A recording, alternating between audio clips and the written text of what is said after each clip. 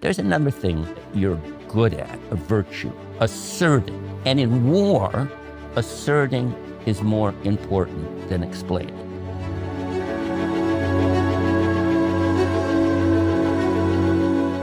Woke military. What are you going to do? Well, the military is not woke. Some of the really foolish leaders on the top are woke, but I took out ISIS and there was nothing woke about it. I dealt with a general.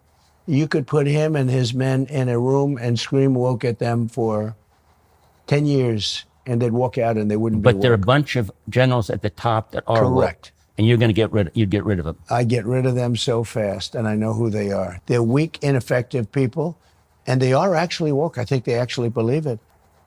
I was told in Washington it would take at least 4 or 5 years, and we probably couldn't do it. I did it in 4 weeks.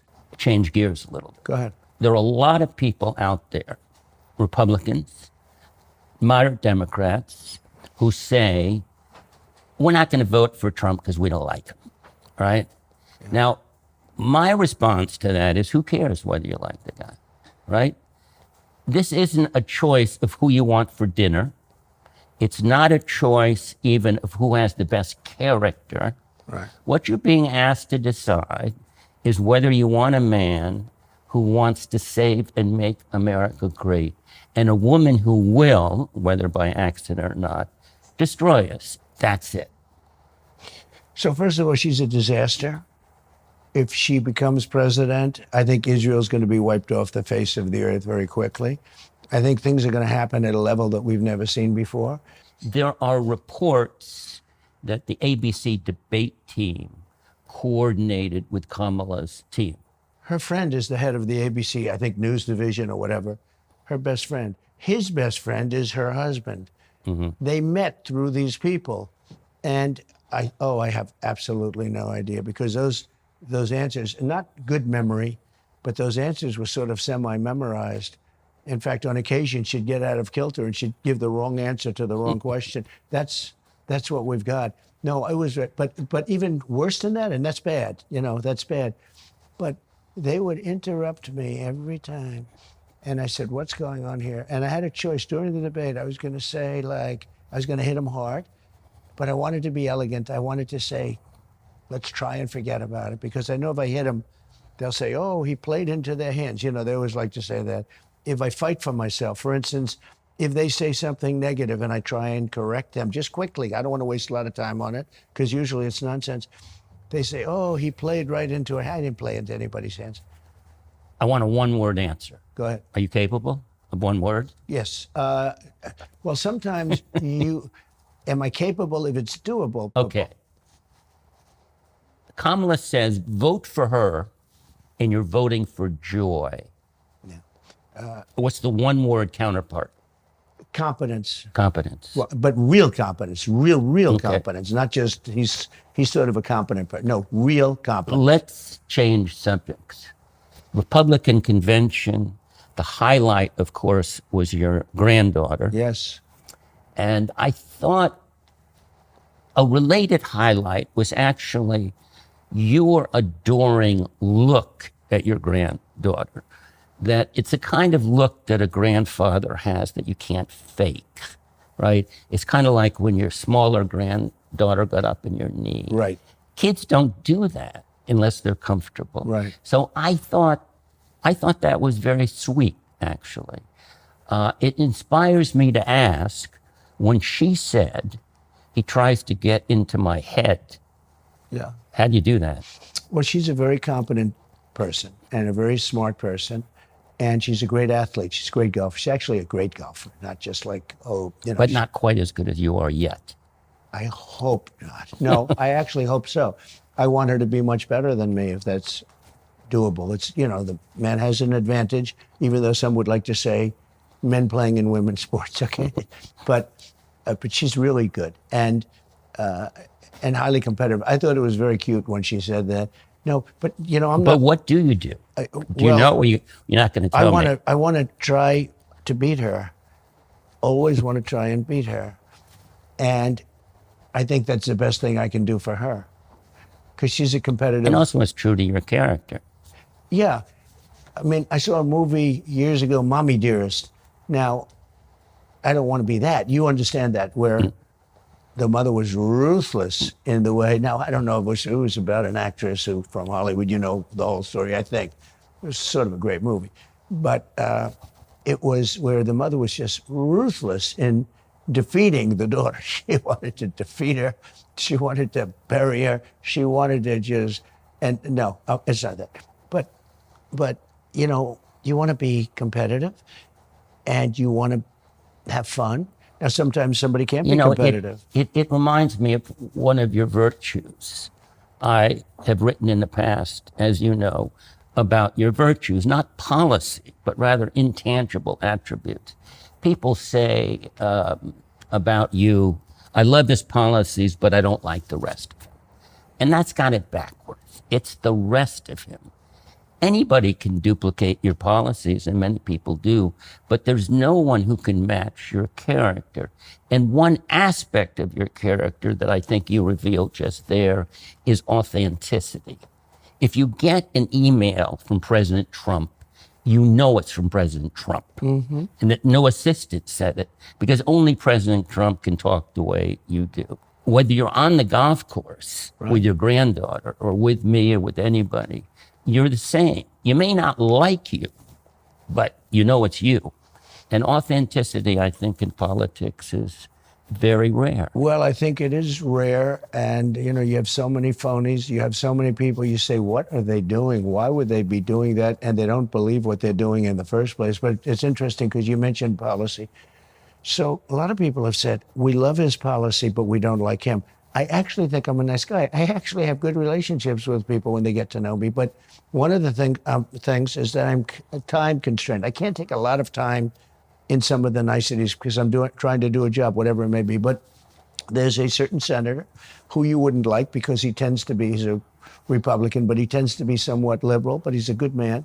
He is generally right about a lot of things, but he tends to be a little bit on the liberal side for where he is, okay?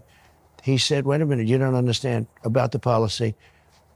Trump policy doesn't work if Trump's not doing it. And he gives the example of, I have a policy, and then I call up the leader of a country, and I force the policy down their throat. Most people can't do that. They can't force policy down.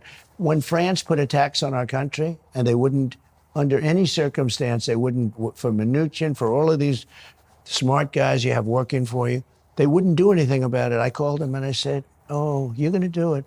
100% you're going to do it. No, I cannot do it. To Macron, nice guy, you know, he's a wise guy and he likes France, but he's a nice guy. I said, no, you're going to do it. But it was approved already by the equivalent of legislature, right? By our parliament. But it was approved already. He said, doesn't matter if it was approved, you're going to do it. I said, if you don't do it, I'm going to charge you 100% tariff on every wine and every bottle of champagne that you send into our country. And I don't want to take a lot of time, but he essentially said, I would be really very much inclined.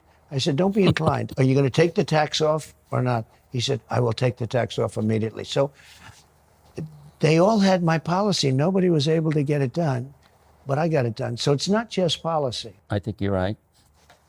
I'm jumping all over the place. Yes, you go ahead. I think we're in a war, okay?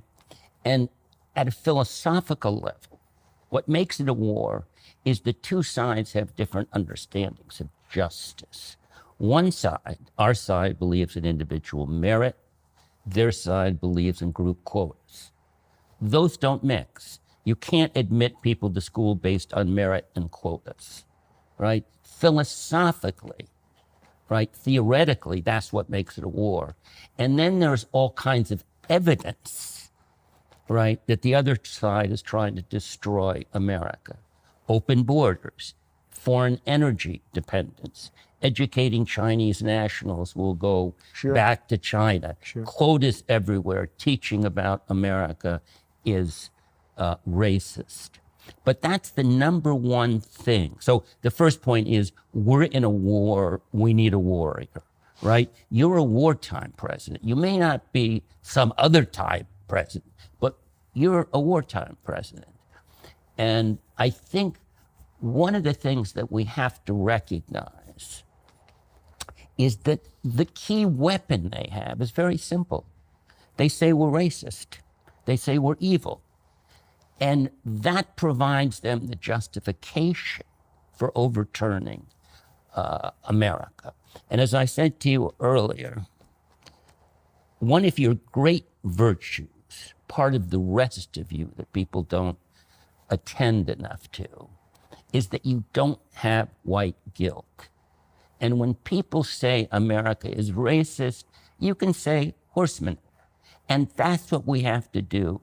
There are no politicians other than you that I'm aware of who are willing to simply assertively dismiss. There's another thing, by the way, that you're good at, a virtue. Asserting, not explaining. You're not a great explainer. You're an asserter.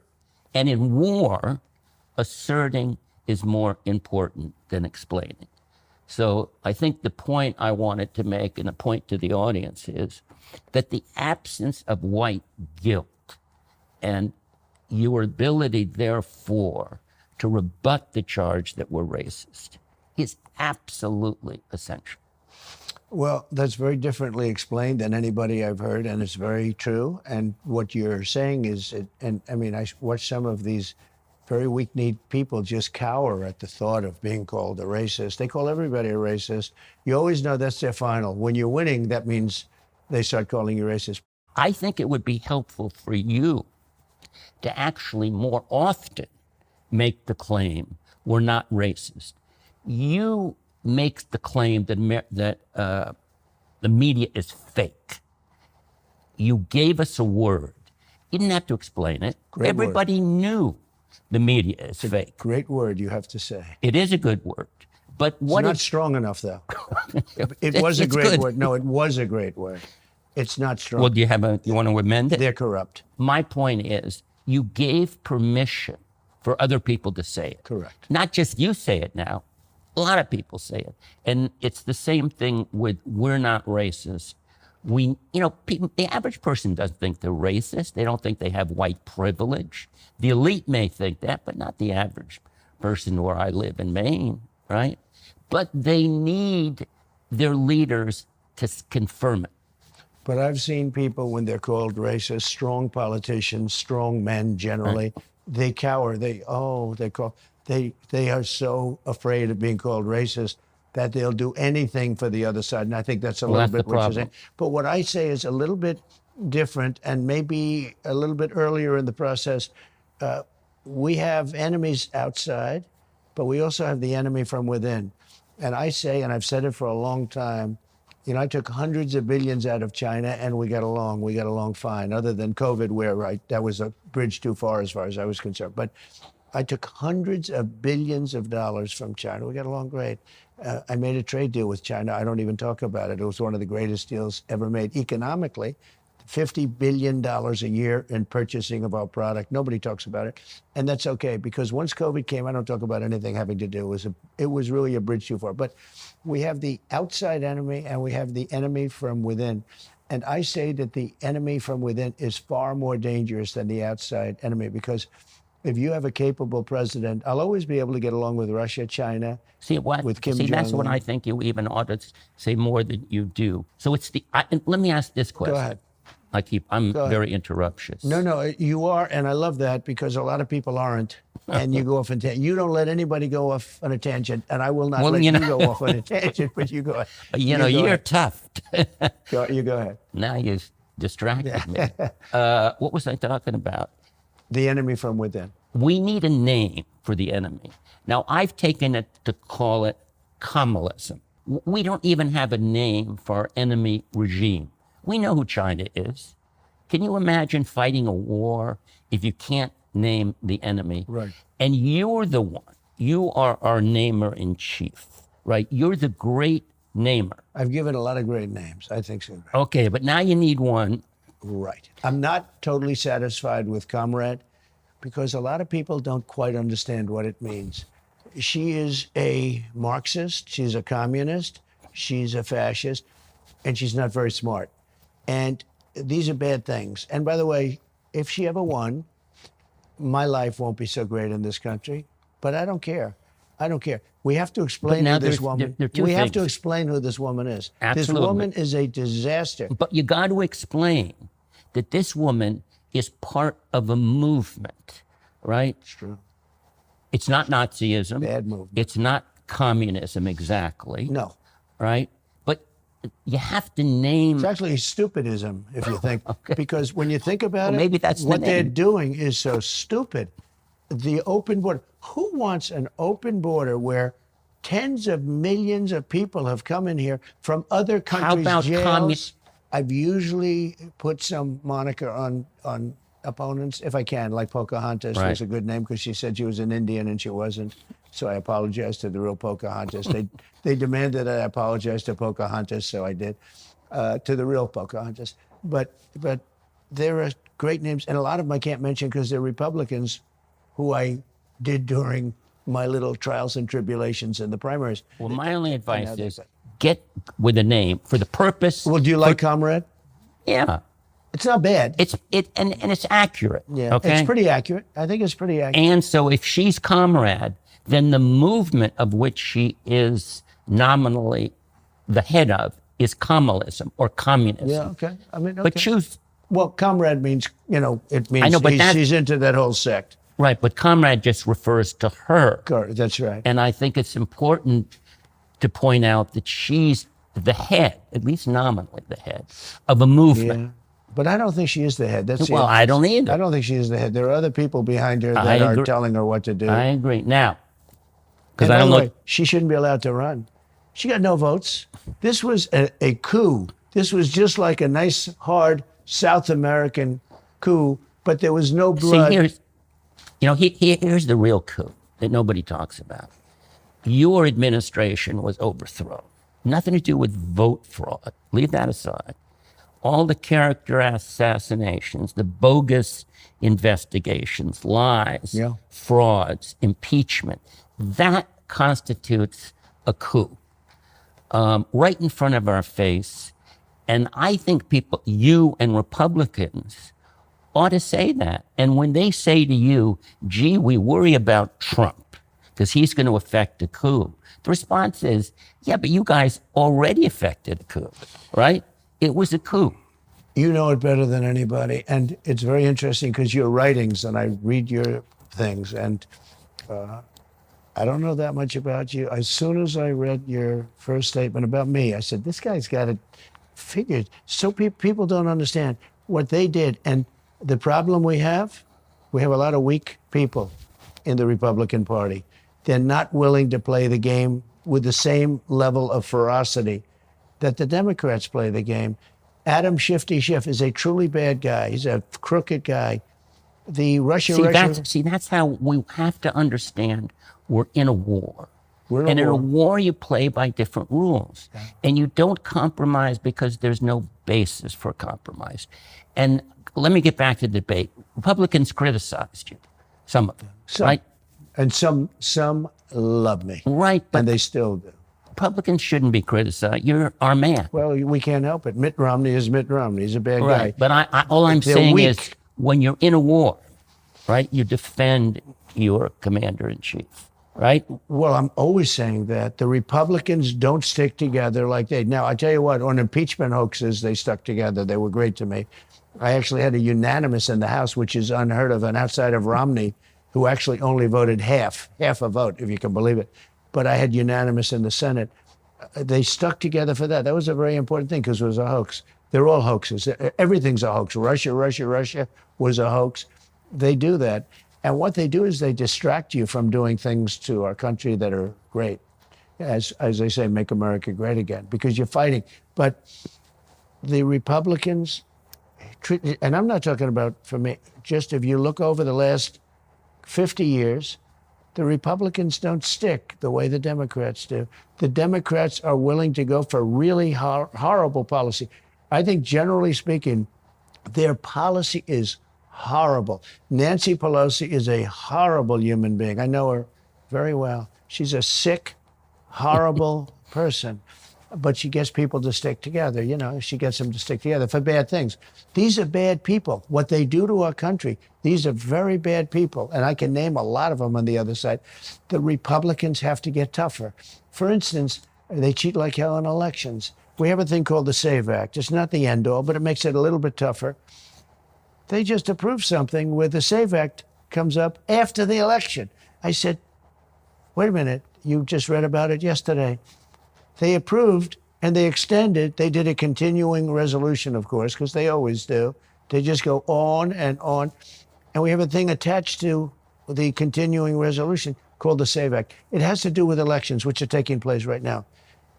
They approve and do the continuing resolution where the SAVE Act is going to be approved probably, but sometime after the election. What the hell good does that do us? So it's so disappointing. They don't fight like they should fight. Their policies, actually, the Republican policies are good. You're a very smart man. I know for a fact that you're a very rich man. Why the hell do you do this?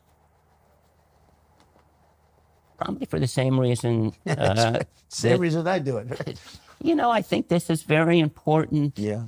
I think I have something to offer, right? Like you, I don't have quite what you have to offer, but I have a particular constellation of skills, and I have resources, and I have something of a platform, so I can contribute, and this is my opportunity. Are you a golfer? I am. Do you play well? Not as well as you do. Well, will you play golf with me at the appropriate time? Well, that's very nice of you, but I think I'll pass. Because you don't want to be shot at. I think I'll lose a lot of golf games. You know, to be honest with you, I'm noticing people, well, you know, people that love playing golf with me, they're saying, gee, I'd love to, but I'm not feeling so well today. Now, I always said golf is a very dangerous game, and I've proven that, right? Yes, you have. Well, I hope your security is top notch. I think it is. And I tell you, I think they did a great job on the second situation, where I really do. To have somebody pick up the barrel of a gun was pretty good. You know, somebody else is walking down the fairway looking at the weather. Okay, right. Isn't it a beautiful day? And this guy took out his gun and he started shooting, and that guy ran, and then he was caught. But it's very heavy. Well, you're going to see that today because you're coming with me to North Carolina. I'm really looking You're going forward. to see more machine guns on the tops of buildings than you've ever seen before. Okay. Yeah, I'm very happy with it. Good. Very happy with Thank you very much. Thank you very much. I appreciate it. That's a different kind of an interview, but this guy, I'm not going to argue with this guy because he's one smart cookie. Thank Good. you. Let's go have some fun. Okay. Okay?